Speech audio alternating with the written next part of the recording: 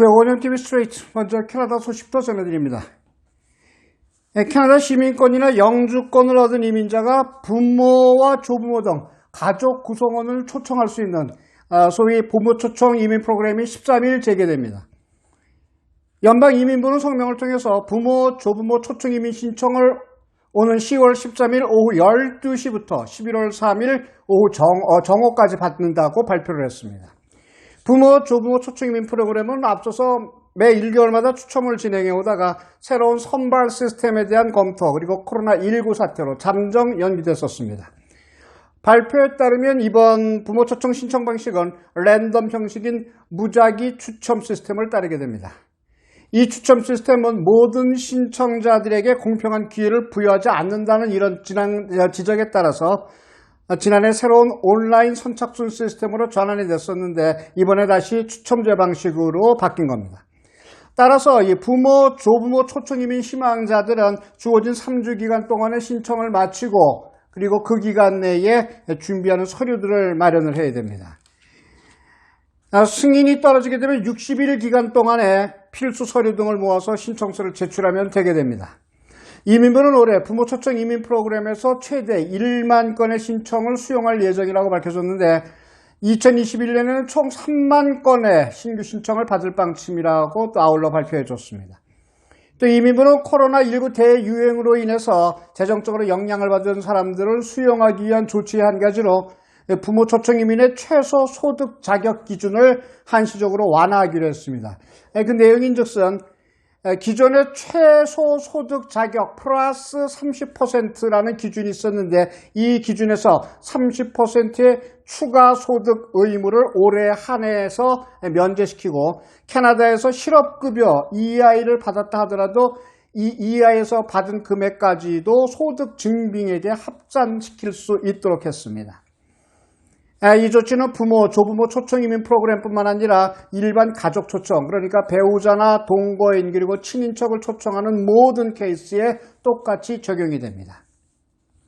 이민이 좀 많이 들어야 한다는 말씀 수차 드리게 되는데 이런 식으로 연방정부가 숨통을 좀 트여준다면은 조만간 이민 쿼터 30만 명 선을 넘나드는 그런 이민 문화가 크게 다시 개방되기를 바라는 마음뿐입니다. 무엇보다도 코로나19 이게 빨리 해결이 돼야 되겠죠. 다음 소식입니다. 코로나 사태로 일을 할 수 없는 국민들을 위한 정부 지원금 신청이 또 시작이 됐습니다. 정부는 긴급지원금 혜택을 종료하고 부모나 자식 부양 때문에 당장 일을 할 수 없는 사람들, 특히 여성들을 위해서 간병인 지원금, 캐나다 리커버리 케어기빙 베네핏이라는 것을 신설해서 매주 $500를 최장 26주면 거의 반년인데요. 반년에 걸쳐 지급하게 됩니다. 자녀가 바이러스에 감염됐거나 또는 학교, 어린이집 이런 곳이 감염자가 발생해서 접촉 위험이 있고 자가격리를 취해야 할 경우에도 이들을 돌보기 위해 일을 쉬하는 학부모들이 있다면 이 배려를 하기 위한 차원에서 베풀어집니다. 정부는 70만 명이 이 지원금을 신청할 것으로 전망하고 있습니다. 신청 접수가 시작된 또 다른 지원금에는 병가지원금, 캐나다 리커버리 시크니스 베네핏이라는 것이 또 생겼습니다. 코로나에 걸렸거나 의심 증세가 나타나거나 자가격리를 취하다 보니 수입이 끊어진 경우 이 지원금을 국세청 사이트에 들어가서 신청할 수 있습니다. 최소한 440만 명 정도가 이 지원금을 신청할 것으로 기대가 되는데요. 이 지원금은 야당인 신민당의 적극적인 주장으로 신설이 되었습니다. 2주에 걸쳐서 $1,000 지급됩니다. 한편 코로나 실직자들에게 제공되는 복구 지원금의 신청 접수는 12일부터 시작이 됩니다. 다음 소식입니다. 캐나다의 1GB당 모바일 데이터 이용료가 경제협력개발기구 OECD 국가 중에 가장 높은 것으로 나타났습니다. 케이블 모바일 분석 사이트 cable.co.uk의 2020년 세계 모바일 데이터 가격 비교에 따르면 캐나다의 1GB당 모바일 데이터 사용료는 평균 미화로 12.55달러, 12불 55센트로 OECD 평균과 비교하면 4배, 전체 조사 대상국 가운데에서는 평균보다 2배 이상 높았습니다. 그리스와 한국이 각각 12달러 6센트와 10달러 94센트로 뒤를 잇고 있습니다. 올해 OECD 37개 국가 평균은 3달러 73센트입니다.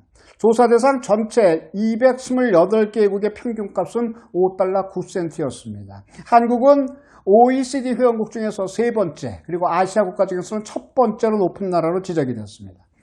이처럼 캐나다 통신요금이 전 세계를 비유하더라도 비싼 이유에 대해서는 통신업계 관계자들은 이렇게 얘기를 해주고 있습니다. 국토 면적이 워낙 넓은 캐나다에서 관련 인프라를 구축하는 비용이 다른 나라들과는 턱없이 다르다. 이렇게 설명하고 있습니다. 글쎄요, 설명인지 변명인지는 모르겠습니다만 나라가 넓은 것은 분명한 사실인데 인프라 구축하는 것, 이게 IT 테크닉이 늘어나면 늘어날수록 좀 더 쉬워질 수도 있는데 그런 기술을 숨기고 오히려 데이터 비용을 많이 받아내기 위한 통신사들의 담합이 아닌가, 이런 의심들도 하고 있는 것이 사실입니다. 많은 전문가들은 캐나다나 이 아시아에서의 한국, 이런 나라들의 통신요금이 비싼 이유가 통신사들이 정부 보호 아래 독과점 형태를 띠고 있기 때문이라고 또 덧붙여 설명을 해주고 있습니다. 일리가 있는 설명인 것 같습니다. 경쟁력 있는 외국 통신사들이 캐나다나 한국 진출을 하기가 원천적으로 불가능하기 때문에 통신사들과 가격 담합을 하는 소위 배짱 영업이 가능한 곳이 캐나다나 한국, 이런 나라들이라는 것입니다. IT 시대, 우주 시대 하면서 이 데이터 사용료를 계속 고가로 유지하고 있는 것, 이런 나라들의 통신사들이 당장은 배가 부를지 모르겠습니다만 IT 세계에서 이처럼 자꾸 독과점 형태로만 영업을 하다가 어느 날 갑자기 뒤떨어졌다는 평가를 받게 되면 그때 어떻게 그야말로 리카버리를 할 수 있을까? 사람들은 그런 걱정은 안 하고 사는 사람들인 것 같습니다. 이 나라를 다스리는 최고의 수장, 현대에서는 대통령이 되겠고 옛날에는 임금, 상감마마가 되겠죠. 자, 이런 사람들을 위인과 빗대어서 가끔 비유하는 적이 있는데 우리 한국의 수장 대통령께서는 어느 누구에게 비유가 되고 있을까요? 아무튼 얘기를 좀 시작해 보자면요, 6.25 전쟁이 한창일 때 장택상이가 조봉암 그리고 신익희와 함께 이승만 대통령을 찾아가서 전쟁 발발 초기에 서울을 사수하겠다고 장담을 해놓고는 부산으로 달아난 일에 대해서 공식적으로 국민에게 사과하라, 이렇게 요구를 했습니다. 이때 이 대통령이 단호하게 거부하면서 이렇게 얘기했다고 합니다. 이보시오들, 내가 당나라의 덕중 임금입니까? 이랬다 그러네요. 이승만 대통령이 이 말을 한 것은 이 절도사들, 그러니까 지금으로 치면 각 도지사들의 반란이 연이어 일어나서 수도인 장안을 내버리고 봉천으로 파천을 해야 했던, 파천, 즉 수도를 옮겨 도망질을 해야 했던 당나라의 덕종이 겨우 전란을 수습한 뒤에 죄기조, 즉 전란의 책임이 자신에게 있음을 고하는 조서를 발표한 일을 염두에 둔 것입니다. 그러니까 전란의 잘못을 사과하라고 하는 것은 나더러 당나라 덕종이 되라고 지금 으름장 놓는 것이냐, 이렇게 얘기했다는 것이죠. 덕종, 당나라 덕종은 우리 역사에서 비교하자면 광해군과 비슷한 사람입니다. 왕자로 있을 때 이미 전공을 세웠었고요. 그것으로 인해서 태자가 돼서 결국 제위에까지 올랐죠. 제위 초기에는 훌륭한 신하인 양념이라는 사람을 재상으로 삼아서 국가 재정을 튼튼히 하는 등 선정을 베풀기도 했습니다. 그런데 얼마 안 가서 번진을 억압하는 정책을 추진하려다가, 쉽게 지금 말로 얘기하면 지자체들을 억누르려다가 역으로 절도사들이 군사를 일으켜서 이것을 토벌하기 위해서 전쟁을 치르다 보니까 재정이 고갈될 수밖에 없었죠. 더 큰 문제는 이때부터 노기라든지 조찬, 배열령, 이런 간신들을 연이어 중용했습니다. 자기 입맛에 맞는 이야기를 해주는 사람들을 측근으로 두기 시작했다는 거죠. 육지와 같은 충직한 신하들을 멀리 배척하고 내쳤습니다. 그래서 이 당나라의 덕종은 중국뿐만 아니라 우리나라의 역사에서도 간신들에게 휘둘리다가 나라를 망친 황제의 상징처럼 설명되고 자리 잡고 있습니다. 우리나라 보죠. 임진왜란 일어나기 10년 전에 이미 선조 여러 차례에 걸쳐서 자신이 한나라 원작골이 됐다고 자탄했던 바가 있습니다. 1583년 10월 22일 선조는 율곡 2일을 2조 판서로 임명하고 면담하는 자리에서 이렇게 얘기합니다. 내가 마치 한나라의 원제가 임금 노릇을 할 때와 같은 신용이구려. 소인배를 물리쳐 멀리 내쫓지 못해 나라가 거의 망하고 있으니 참으로 지탄스럽소. 이 선조가 얘기했던 원제, 이 원제는 유약한 임금의 상징입니다. 동시에 환관이면서 전형적인 간신배인 홍공 또는 석현 이런 인물들에게 휘둘리면서 소망지를 비롯한 강직한 신하들을 죽음으로 몰아넣은 혼군입니다. 아주 무지몽매한 임금이었다는 얘기죠. 돌이켜보면 한국의 여당, 정권을 잡은 정당 여당의 일각에서 현 정권의 수장을 태종, 조선조의 태종 또는 정조에 비유하는 말들을 한다고 합니다. 태종, 조선의 3대 임금이죠. 조선을 조선답게 제대로 만들어낸 첫 임금이 태종이라고 해도 할 말이 없겠죠. 정조, 조선 초중기에 조선을 가장 부강하게 만들었던 임금 중에 하나입니다. 이런 태종이나 정종에 과연 현 정권, 대한민국 현 정권의 수장이 비유가 될 수 있을까요? 역사 속 임금들 중에 현 정권의 수장, 이분과 비슷한 인물을 떠올리려고 애를 써보니까 생각나는 임금들이 있습니다. 말씀드렸던 한나라 원제, 당나라 석종, 조선으로 치면 선조, 잘 봐줘야, 그래도 좀 잘 봐주자고 생각해봐야 남한산성에서 청황제에게 무릎을 꿇었던 인조 정도밖에 생각이 나지 않는 건 저만의 착각일까요? 저만의 의선일까요? 알 수 없습니다. 참 우리가 우리를 모르고 사는데 남들이 우리를 어떻게 알아주겠습니까? 그래서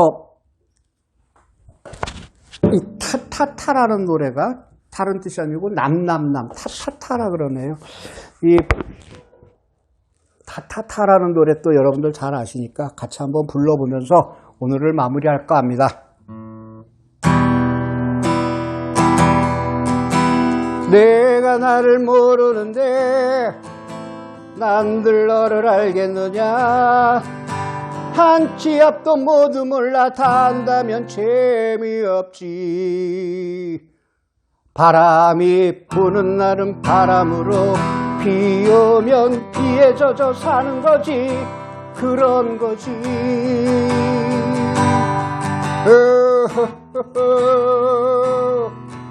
산다는 건 좋은 거지. 수지 맞는 장사잔소. 알몸으로 태어나서 탐벌은 건졌잖소.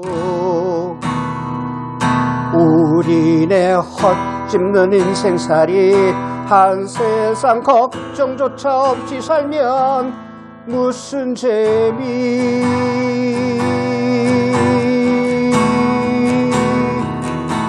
그런 게 덤이잖소.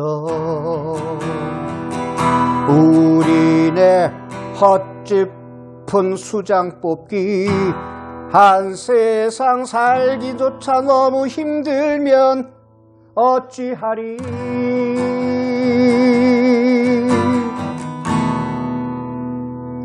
다 우리들의 책임이죠.